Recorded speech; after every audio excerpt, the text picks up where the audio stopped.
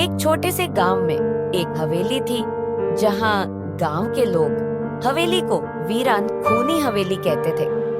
गांव के लोग दावा करते थे कि वहां से हर रात अजीब अजीब आवाजें आती हैं। कई लोगों ने दावा किया कि उन्होंने हवेली के पास परछाई देखी है। गांव में टीनू और सीनू दो दोस्त रहते थे। टीनू इन कहानियों की सच्चाई जानने का इच्छुक था। वह अंधविश्वास में यकीन नहीं करता था और हर बात का तार्किक जवाब ढूंढता था। टीनू ने अपने दोस्त सीनू के साथ इस रहस्य की पड़ताल करने की ठानी।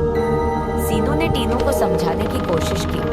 वहाँ मत जाओ टीनू, जो भी उस हवेली के पास गया है वो जिंदा वापस नहीं आया।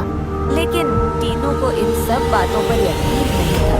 उसने जवाब दिया, डरने से कुछ नहीं होगा, मैं सच्चाई जानकर रहूँगा।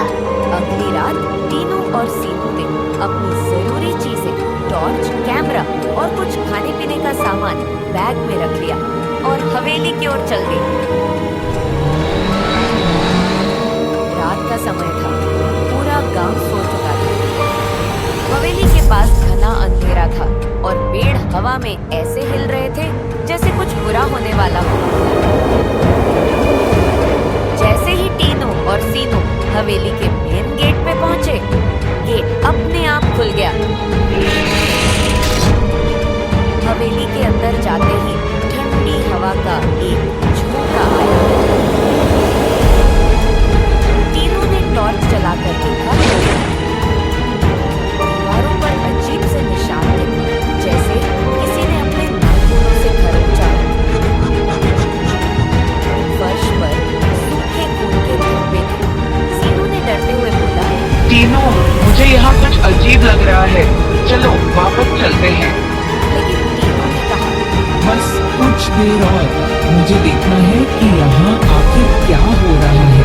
जैसे ही वे एक कमरे में पहुंचे, उन्हें लगा कि पीछे से किसी ने उन्हें पुकारा, टीनू, मैं यहाँ हूँ। दोनों ने पलट कर देखा, लेकिन वहाँ कोई नहीं था। टीनू ने कैमरा चालू किया और हर चीज रिकॉर्ड करने लगा। अचानक कमरे में रखी कुर्सी ऊपर की ओर उड़ने लगी। सीनू चिल्ला पड़ा। यह क्या हो रहा है? तभी उन्हें हवेली के अंदर एक पुराना संदूक मिला। अचानक संदूक अपने आप खुल गया। संदूक के अंदर उन्हें एक डायरी मिली। उस डायरी पर खून के निशान थे। टीनू ने उसे पढ़ना शुरू किया। डायरी एक महिला की थी, जिसका नाम पिशाचिका था। पिशाचिका ने लिखा था कि उसके पति ने लालच में उसकी हत्या कर दी थी और उसकी लाश को तहखाने में छुपा दिया था। तब से पिशाचिका की आत्मा बदला लेने के लिए इस हवेली में भटक रही थी। डायरी के आखिरी पन्ने पर लिखा था, जो भी मेरे तहखाने में आएगा वह जिंदा वापस नहीं जाएगा। सीनू ने डरते हुए कहा, अब तो तुम्हें सच्चाई पता चल गई, चलो वापस चलते हैं। लेकिन टीनू ने कहा, हमें तहखाने की जांच करनी होगी, हो सकता है वहाँ कुछ अहम सुराग हो।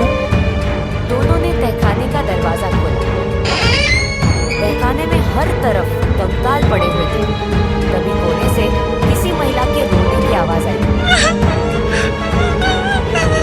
जैसे ही दोनों ने उस ओर देखा, सफेद साड़ी में एक महिला की परछाई दिखाई। उसकी आंखें लाल थी और चेहरा खून से सना हुआ था। टीनू ने हिम्मत जुटाकर पूछा, तुम कौन हो? महिला ने गुस्से से चिल्लाते हुए जवाब दिया, मैं पिशाचिका हूँ, जो भी यहाँ आता है वह मेरी कैद से बच नहीं पाता है। पिशाचिका की आत्मा तेजी से बढ़ी।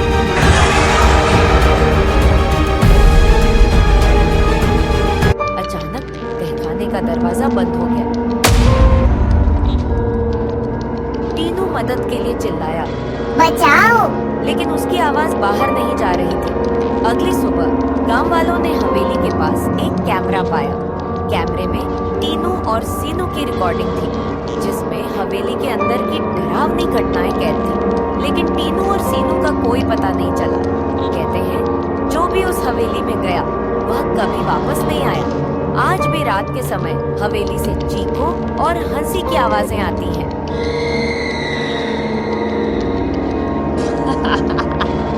गांव वालों ने कहा, खूनी हवेली की कहानी हमें यह सिखाती है कि कुछ रहस्यों को उजागर करने की कोशिश जानलेवा साबित हो सकती है।